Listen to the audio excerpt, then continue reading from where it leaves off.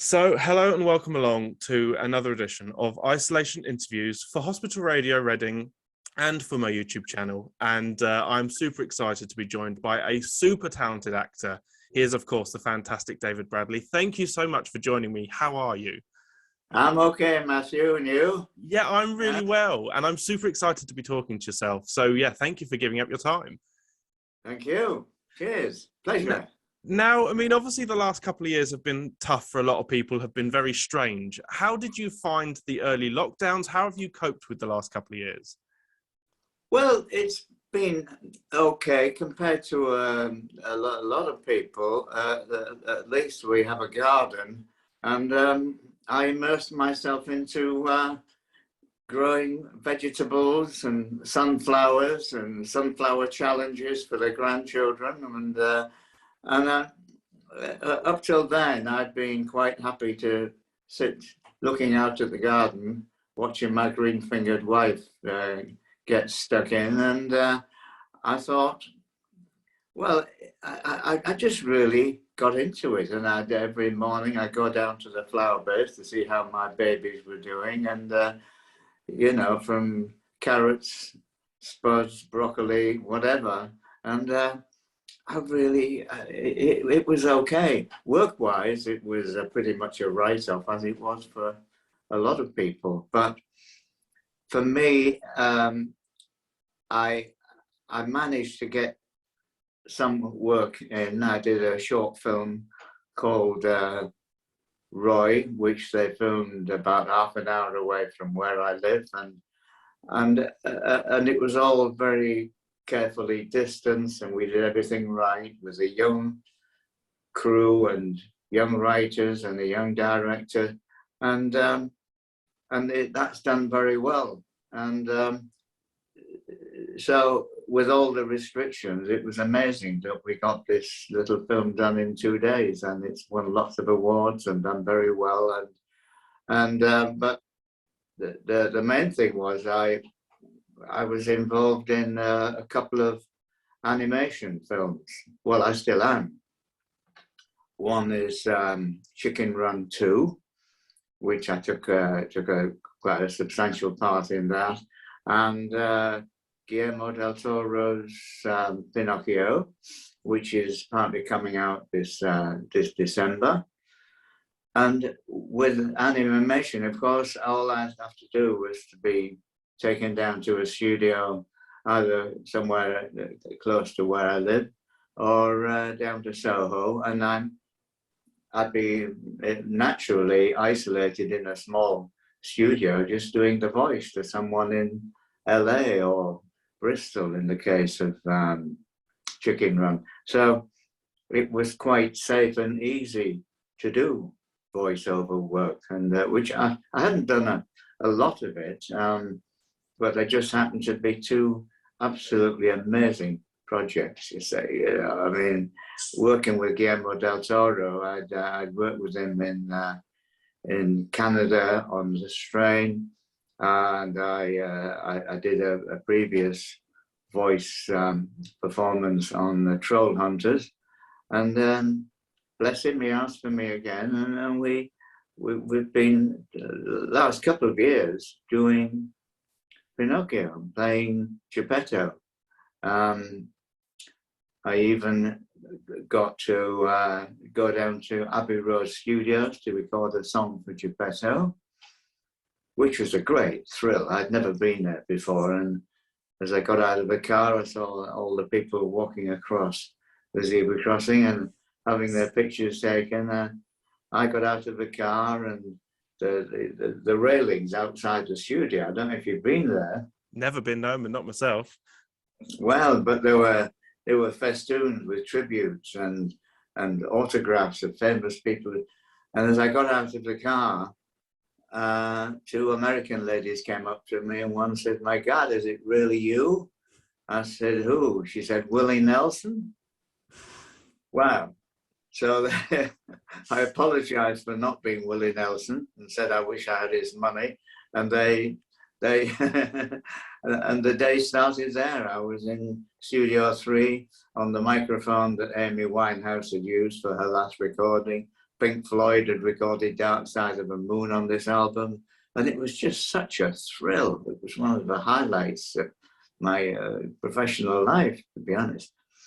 So, and of course, being on the mic in the studio by myself, I was still not just unaffected by all the restrictions that we've been having. So it's been good in that sense that I've managed to keep going, either work-wise or in the garden, and so it was okay for me, fortunately.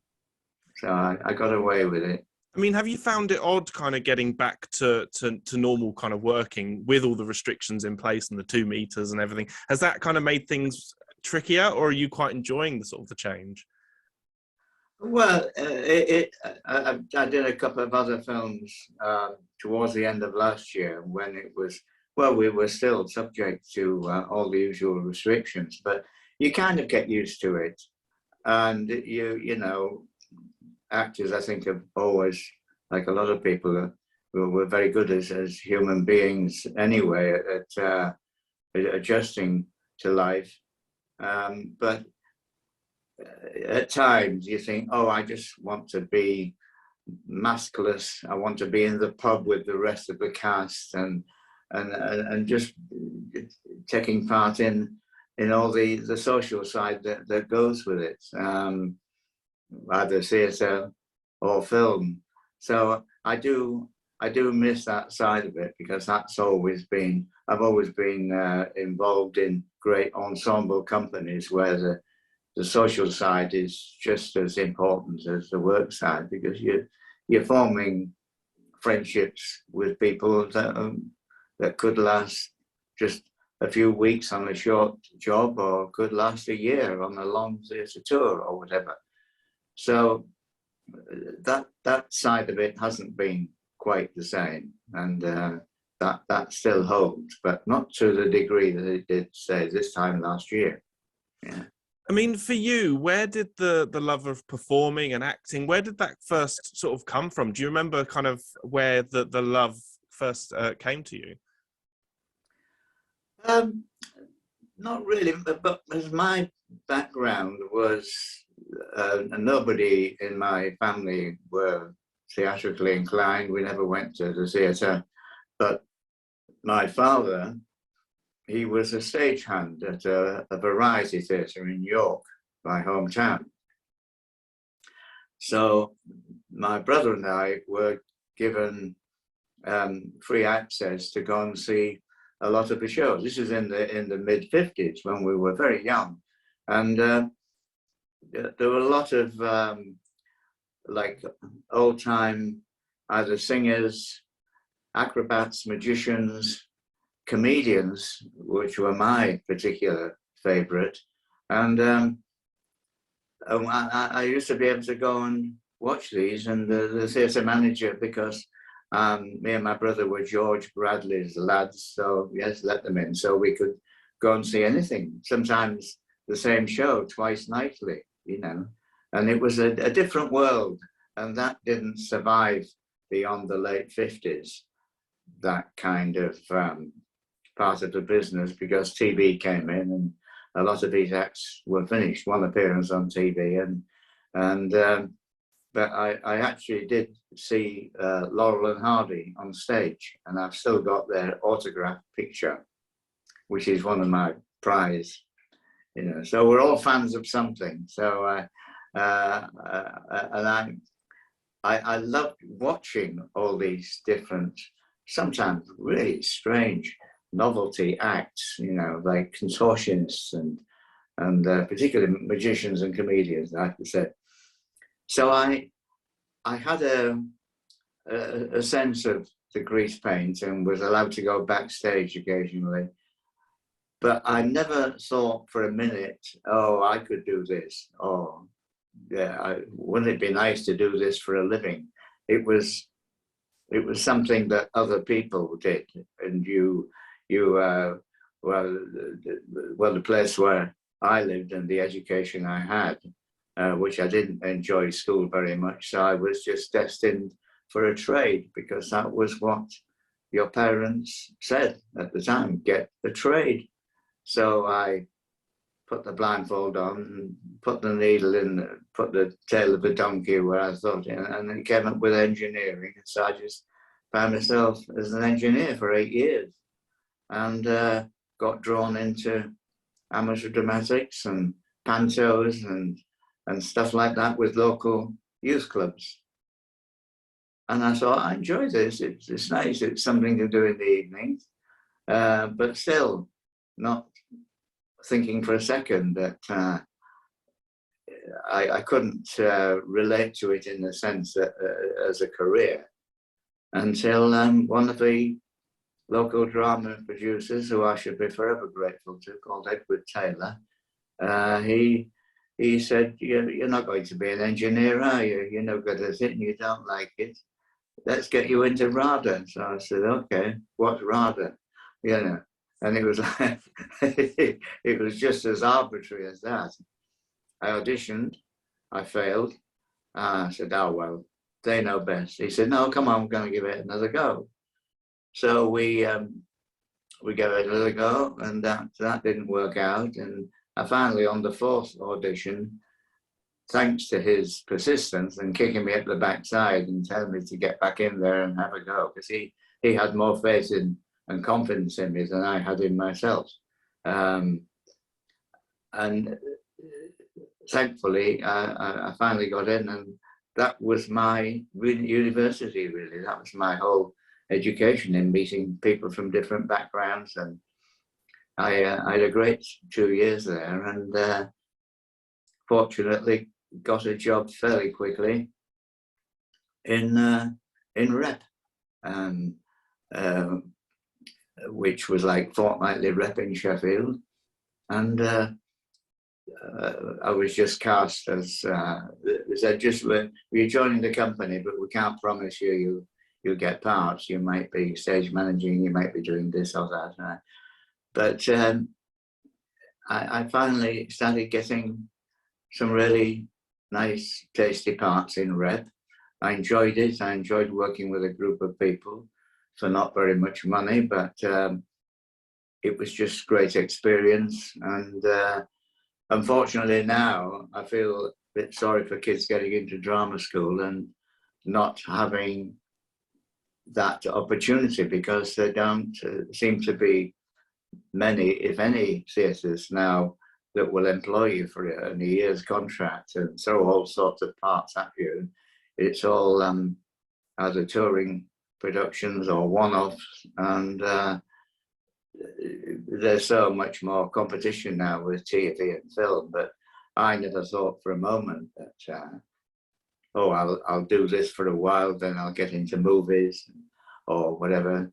It just happened. It took a long time, and happily for me, it took a very long time until I started getting work on the screen. I thought, well, this is fun as well. And but I always thought of myself as a theatre actor, and because I just loved it, the live experience. And I was always terrified when I started getting TV work, and when they said, David, it's your close-up now, and I go, oh God, what do I do? And I'd freeze. But then gradually, a lot of it's confidence, and getting used to it. And now I enjoy filming just as much as I enjoy doing theatre work. So, and a lot of the best things started happening in my late 40s, 50, and so it's probably good for me, because I appreciate it more now, and a lot of the best work has come my way in the last 20, 30 years. I mean, I was going to say, you've been involved in some amazing projects. I mean, the Harry Potter films, Game of Thrones, obviously more recently in AfterLife. I mean, a personal favourite of mine, Mount Pleasant, which was a series you were in for a few years. Right. I mean, I say, we'll talk a bit about Mount Pleasant, actually, because I spoke to Dan Ryan, who, of course, you know, one of the leads from the show. And I mean, the show had such a core following of fans. And I mean, for you, what are your memories of being on that show? What did you enjoy that show? I absolutely loved it, because it was like a part I hadn't played before, with sawn off t-shirts and tattoos and an ex-rocker. You know, I thought it was my it was an ideal part for me, and working with a lovely Paula Wilcox as my wife, and sitting around waiting to shoot and having a laugh with Bobby Ball, you know, and Dan and Sally Lindsay, Nigel Harmon, and Samantha Womack, and there was such a lovely bunch of people, and it was always fun, and especially, as I said, playing a part like I was. It was just very very different, and I just enjoyed the writing, and I was sorry that I had to be killed off, but I was in Toronto filming The Strain with Guillermo, and I spent like 3 nuclear winters out there, and I'm afraid in the end they couldn't explain my absence anymore. I was supposed to be at sea on touring cruises with the band or something like that, and I also got to sing the Slade song, and I love singing. So it was one of those parts that you always wanted to play, an old rocker. Yeah. It must be great as well, because, you know, you've done a lot of serious drama, so it must be nice to get to do something a bit more, you know, comic and a bit more fun, I imagine. Yeah, that's right. Because it got to the point where people on the street would say, "Oh, I didn't recognize you because you were smiling," you know. And my mother always used to say, when she'd see me on the telly, she said, "Oh, Dave, I wish you'd smile more." And I think, well, that's the part, Mum, you know, I can't, the idea of Filch smiling, unless it's a sadistic pleasure, or Walder Frey having a jolly, you know, these were kind of quite mad, bad and dangerous to know characters. So when something like Mount Pleasant came along, it was a relief and a pleasure. So, yeah. And I mean, obviously going on to Harry Potter, I mean, such a huge series. I mean, did you ever imagine it would be as big as it went on to become? And what was it like being a part of such an iconic film, or set of films? Well, as you say, there was no inkling that it was going to be 10 years of my life.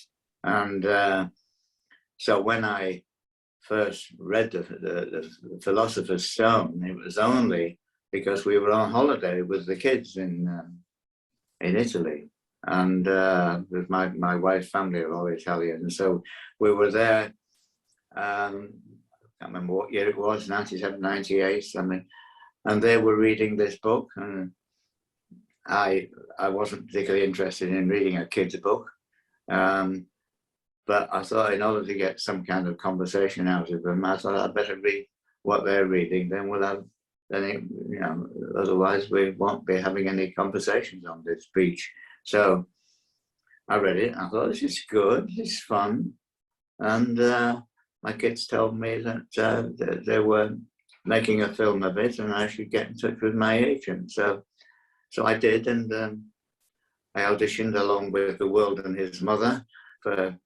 I think every part, hundreds, if not thousands of people wanting to be in this thing. But at the time, there was no guarantee that it was going to be more than one movie.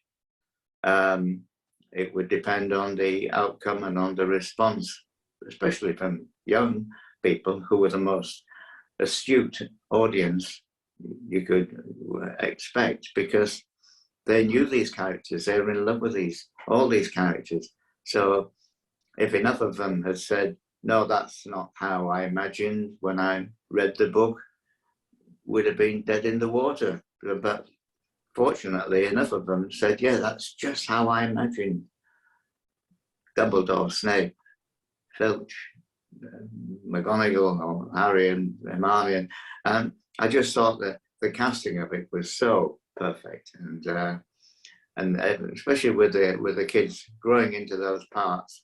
They started off as 10, 11 children, and 11-year-olds, and they had to grow up on the film set, dealing with issues of adolescence and adult feelings. And I thought the transition for them was probably the hardest, because they weren't professional actors to start with. But I just thought it was inspired, the casting, and they just grew into those parts, and I think everybody did. And it wasn't like going into work every day. We weren't in, and everybody from the makeup and costume department would be, and the producers made sure it was, the set was like a great playground, and the atmosphere. I never heard anybody have a rant or throw a complete wobbly. The producers made sure it was fun, and that's the best way to get the best out of people, I think, with any industry. And if everybody's enjoying it, you have more chance of a success. I mean, when you obviously first started on the show, did you know that the young actors, did you imagine they were destined for success? And I mean, did you sort of see the spark in them? Well, not particularly, but I thought they did a great job. But without the experience they gathered later, my very first scene was leading them out of Alnwick Castle to the Forbidden Forest, and I was trying to be as dangerous and scary as I could. There's more than werewolves in them forest, kids, you know, and God, I miss the screaming and I miss the old punishments, you know, I'm doing all that. And we'd do a scene, and Chris Columbus, the director, was saying, "Okay, cut, Daniel, you're smiling. No, don't smile. This is a bad day." Okay, so we do a take again. Very good, Daniel. Rupert, you're smiling. You're not supposed to smile. This is the worst day of your life. Yeah. And Emma was a bit, I think at that time, a bit more disciplined. And that was my first scene. So it took a while for them to all be look suitably terrified at once. But my gosh, they learned very quickly, and they were absolutely brilliant and great. You know, they were never missing on set because they were on the phone to their agent. There was none of that kind of behavior going on. They knuckled down, and they worked harder than the rest of us, really. I mean myself, some of the films I'd be there for like 4 months of the 6, and sometimes I'd be there for like just 3 or 4 weeks, depending on, because Filch wasn't. You know, he was in them all, and he was always there, and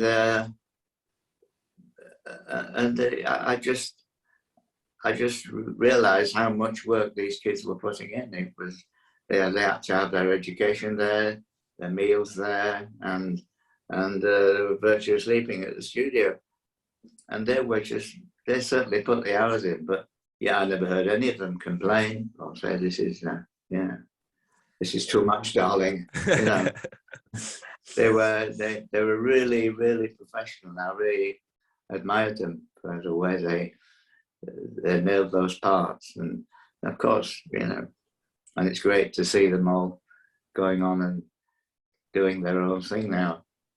I mean, the other show we have to talk about, which has been a huge success all around the world, is of course AfterLife.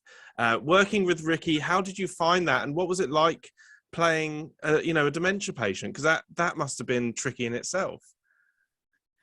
Yes, it was, especially if Ricky's telling you a joke just before a take, or if he says just don't say that, say this, make something up or whatever.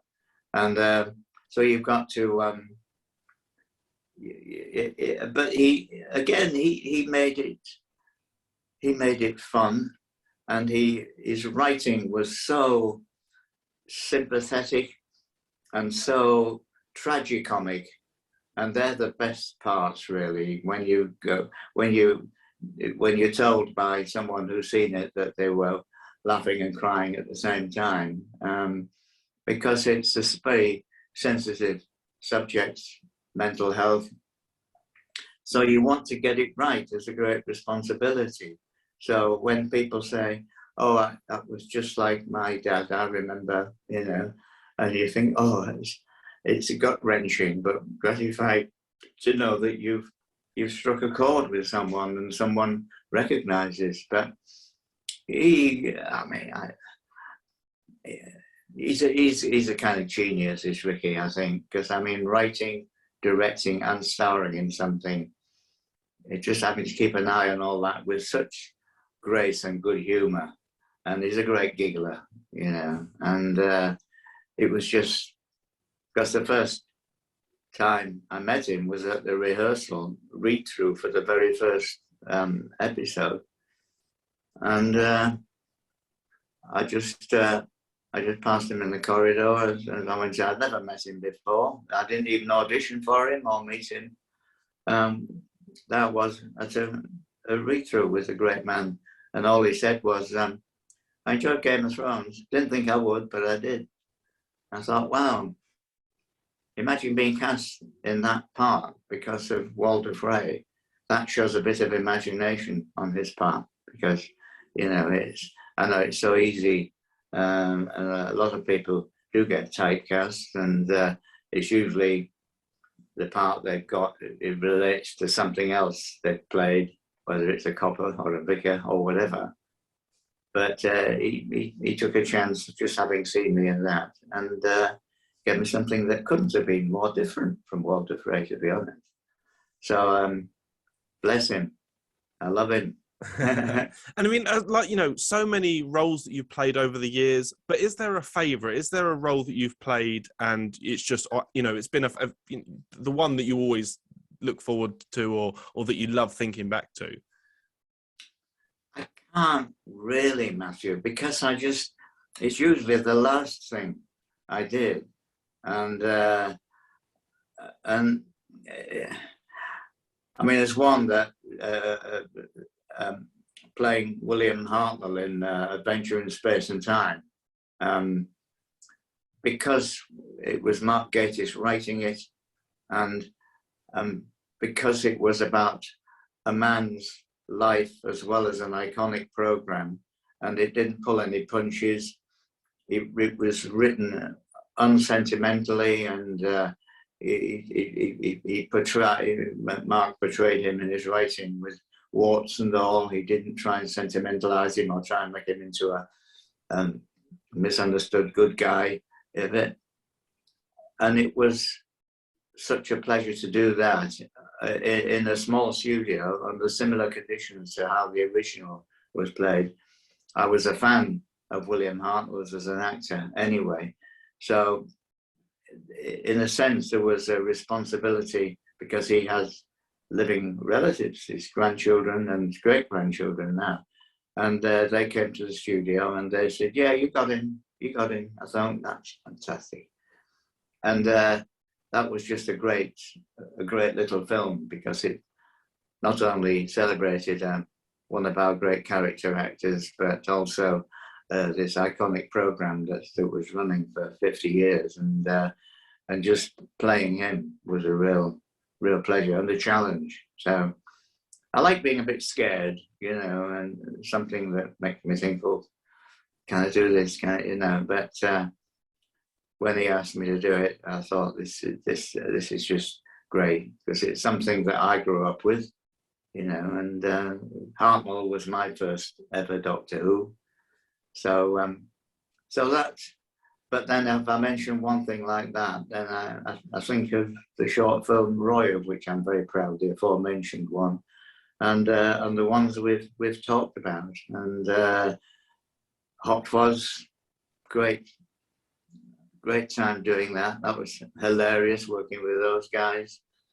Johnny Vegas in Ideal, and all just real great parts to come along in, let's say, the second half of your career is quite a treat, really. So, now, I just want to say it's been a pleasure talking to you, but before we go, is there any messages you'd like to give to any of the amazing NHS staff out there, and to anyone who's listening in hospital at the moment?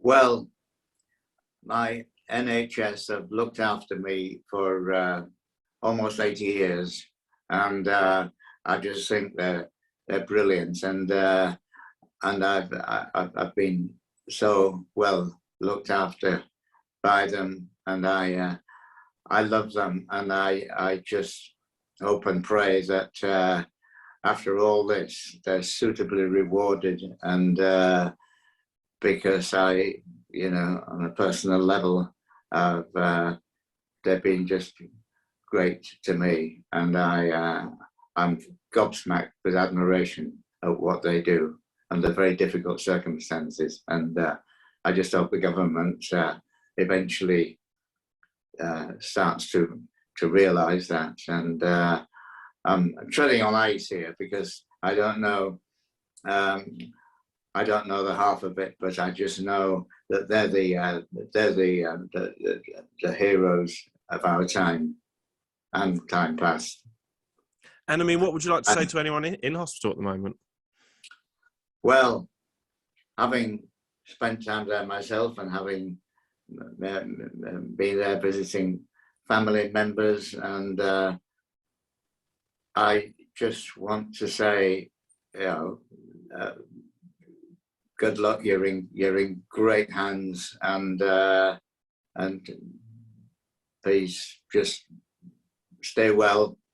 And it's a pleasure talking to you, and it's Reading Radio, and I just want to say hi, and for those who've been watching, thank you for watching, and for those who haven't, get tuned in. Go on. Thank you so much. Oh, thank you so much, David. It's been an absolute pleasure. Of course, keep safe, and you're welcome back anytime.